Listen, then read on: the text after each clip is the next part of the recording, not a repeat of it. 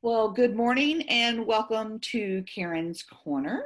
I want to introduce Christie Bates with Passati Counseling. Did I say it right? Passati Counseling or Possibly Counseling. Passati Counseling, which is a beautiful name. Yeah, And we'll talk about, hopefully, we'll have time to talk about what that name means. yeah. Um, so I'm glad that you could join me this morning, and I'm anxious to hear all about your practice. So tell me, how long have you been in private practice? Well, I've been in private practice full time uh, since the end of 2017. Okay. So yeah, and I had had a tiny little bit, of seeing a few people on the side before that, but for real, just a couple of years full time.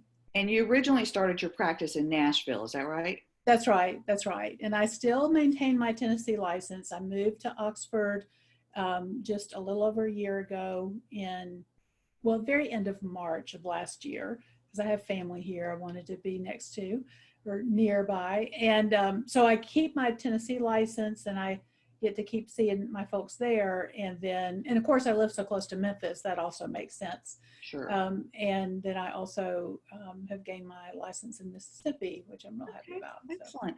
And so your office, you now have an office in Oxford, is that correct? Is that over off of Oxford Loop? Well, I was seeing, currently I'm full-time from home office right Okay, now. okay. I had been mostly telehealth and I was seeing people one day a week on West Oxford Loop, and that hasn't resumed yet. I think I find it just makes it too complicated, especially sharing an office with another person. There's too many variables for either person to be able to control the ball. That makes sense. Um, so yeah, so I'm working all teletherapy right now.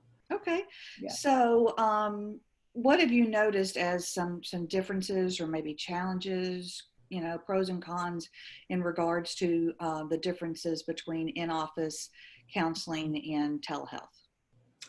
I think one of the things I had to sort of learn to coach people. Now, I was fortunate as far as the pandemic that I'd already been doing this for a year. So I was super fortunate in that respect. But when I moved here, and one of the things was just coaching people to be sure that they allow themselves to treat the time as set apart, as sacred, so that um, because because they didn't have drive time, they didn't have time to collect their thoughts.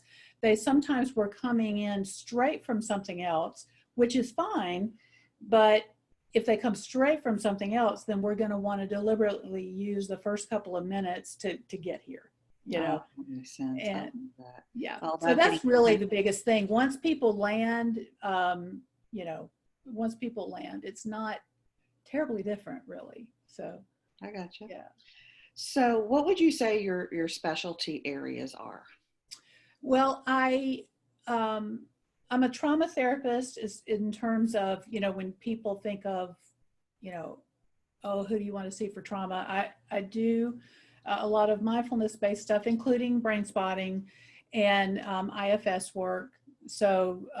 And a lot of the folks, I mean, one of the benefits of being older is I really have more than one area that I am well versed in.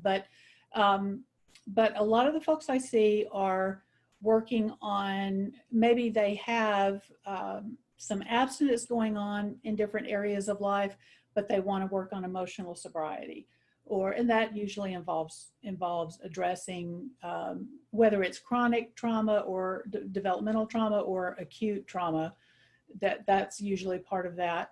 For other folks, particularly in this part of the world, folks who sort of consider themselves to be um, religious minorities, including people that aren't religious, feel comfortable coming to me. Sometimes it's amazing to me as I talk to people how often people put off therapy because they are afraid that it's going to turn into somebody trying to tell them what to believe. And which, when you have been at it as long as I have, or even just going, being in school, and there's such a stress on respecting people people's backgrounds and situations, but that is not people's experience a lot of the time. And so that tends to be a lot of times I get to work with people that just have really interesting, maybe they may not even practice the religion they grew up in, but just having grown up in a different background allows me a chance to learn a lot about different cultures and Very situations. cool. So Very it's cool. fun. So are you seeing an increase in certain conditions as a result of the pandemic? I wouldn't say, I actually wouldn't say as a result of the pandemic. What Okay. I think people are needing is support with, because of a lot of times, now, of course, there's the basic needs aspect, that if people's basic needs are under threat, that's one thing. And actually people seem to do better when they're focused on survival. They're there.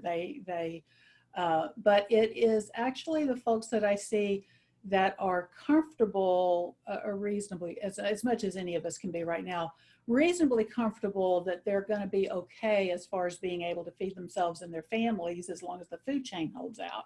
But the emotional distress around that has been actually a significant, I mean, some people might call it survivor's guilt or whatever.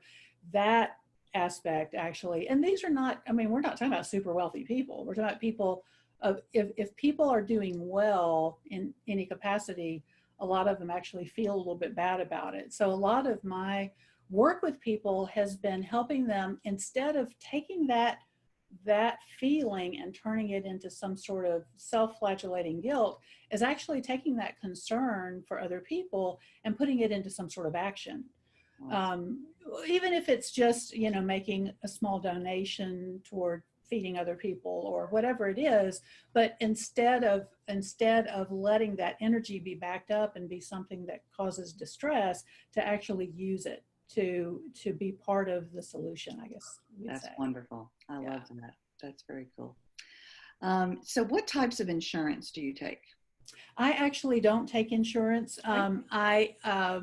I do see folks through Open Path Collective. So if people need a sliding scale, the that is there if they want to become members of Open Path Collective. And what I like about that particular situation is that when people become members, they pay a fee one time. It's not a monthly subscription; it's a one-time fee, and then through that they have access to me or to whoever they choose to see for between $30 and $60 a session. Oh, wow. Yeah. So, and that little one-time fee that they pay is Open Path Collective is a nonprofit that advocates for mental health parity. And Wonderful. so, yeah. So I would say, even people, that have insurance, it may look to other people on paper like they should be able to afford therapy, and Open Path recognizes that that's not always the case. Right. So that is a really good resource for folks, Yeah. both for therapists too, if therapists want to find a way to help. And then I actually also have signed up on coronavirus online therapy, although I haven't gotten anybody through that yet. So that's a possibility too. They are offering a handful of free therapy sessions for people who are essential workers. So, That's great. so that's something for people to know that's available. Wonderful. Thank you. Thank you for Yeah, your of course. insight on both of those. That's very important. Yeah. I'll definitely be looking into that more. Yeah. So if someone wanted to reach out to you to schedule an appointment, what's the best way to do that? They're welcome to use the website, but my phone number, 615-802-7287. Is that right? We'll put it up. We'll put the right one up. Yeah, thank you. Yeah.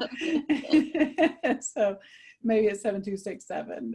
So yeah, my Psych Today profile has that number, but yeah, so that's a good one. And yeah, so that would be how people can reach me. Okay, very good to know. Is there anything else you want to say before we wrap things up?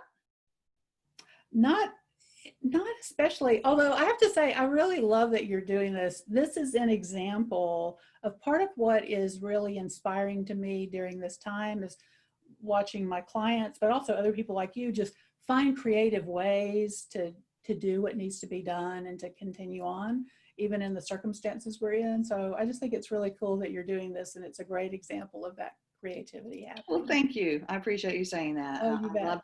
to connect people to resources, and any Yeah. way that I can do that, Yeah. that's what I want to do. Yeah. Well, thank you again for your time, Christy. It was great seeing you, Absolutely. even though Thank we're not you. actually in person. Hopefully, we'll be able to see each other again soon. Yeah, I hope so too. Thanks, Karen.